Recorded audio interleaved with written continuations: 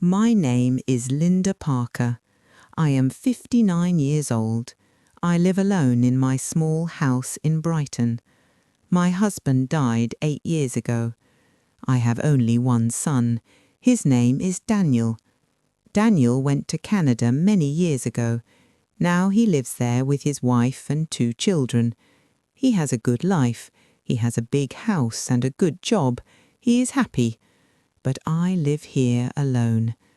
Every day I wake up early.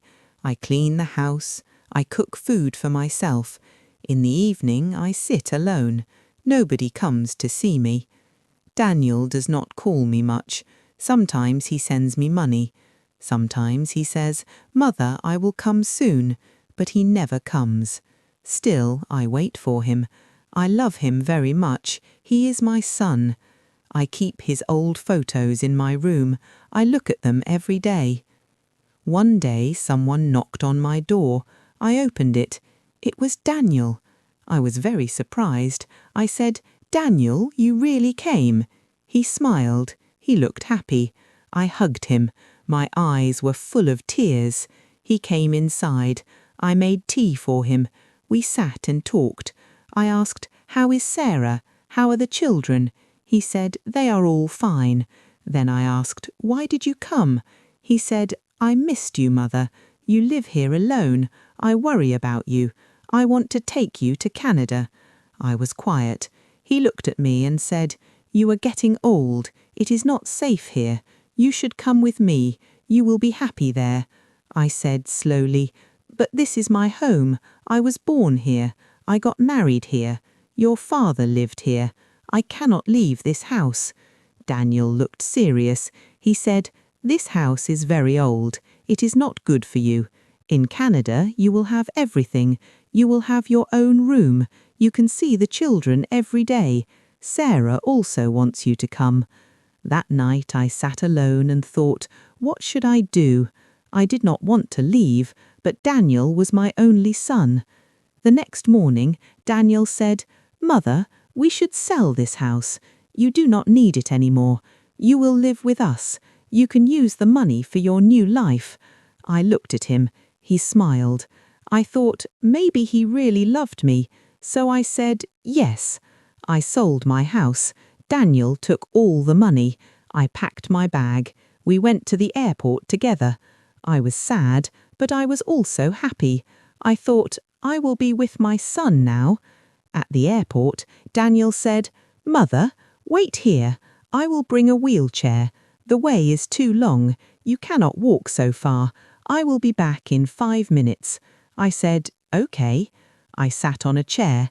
10 minutes passed. Daniel did not come back. I thought maybe the line was long. I waited. 30 minutes passed. Still he did not come. I felt scared. I looked at the big door again and again, but Daniel was gone. Now it had been 45 minutes. I was still sitting there. I looked at every face, but none was my son. I told myself, Daniel cannot leave me. He is my son. 1 hour passed. My heart began to beat fast. Just then a police officer saw me. He walked toward me and said, "Ma'am, are you waiting for someone?"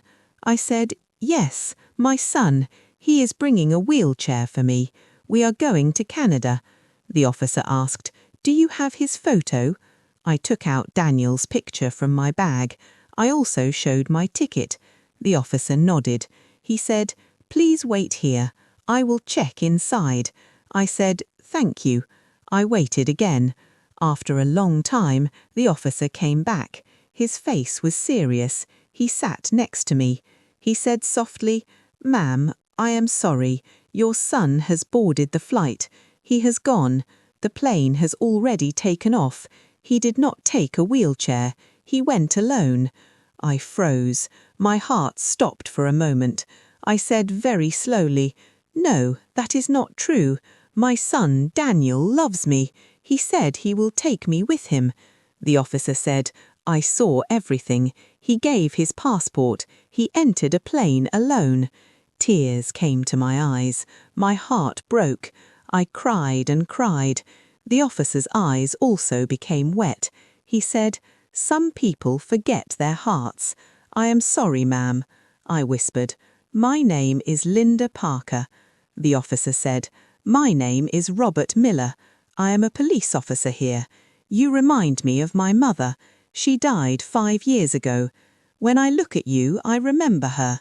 Then he said, "Please come with me. You cannot sit here. You will get sick. Come to my house. My wife is kind. She will cook for you." I said, "But I do not want to trouble you." He smiled and said, "It is not trouble. It is love. You are like a blessing to me." Robert called his wife Olivia. He said on the phone, "I found an old woman at the airport. She is all alone. Her son left her. Can she stay with us?" I could hear Olivia's voice. She said, "Yes, please bring her." That night I stayed at Robert's house. Olivia brought me food. She spoke to me like a daughter. I cried in my room. I missed Daniel. I missed my house. But these strangers gave me love. The next morning, Robert got a phone call. He went to another room. He spoke in a low voice. Later, he came to me. I asked, "Is everything all right?" He smiled and said, "Yes, everything is fine." But I saw pain in his eyes. What I did not know was this. The flight that Daniel took had crashed. There were no survivors. Daniel was gone. But Robert did not tell me. He knew that I still loved my son, even after what he did. I still prayed for him. I still hoped that one day he would come back. The days passed slowly. I stayed with Robert and Olivia. Robert took care of everything. He helped me go to the doctor. He bought my medicine. He treated me like my mother. His wife gave me respect. Their home became my home. Their family became my family. I only prayed. I prayed for Daniel's soul. I prayed for the children he left behind. I prayed that no mother feels what I felt at the airport. One day, Robert asked me, "Do you ever think about going back to that house?" I looked at him and said, "I already lost that house, but I found a new home here.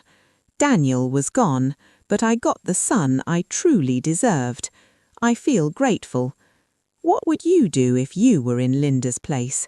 Tell me in the comments below. If you liked this story, please like, comment, share and subscribe.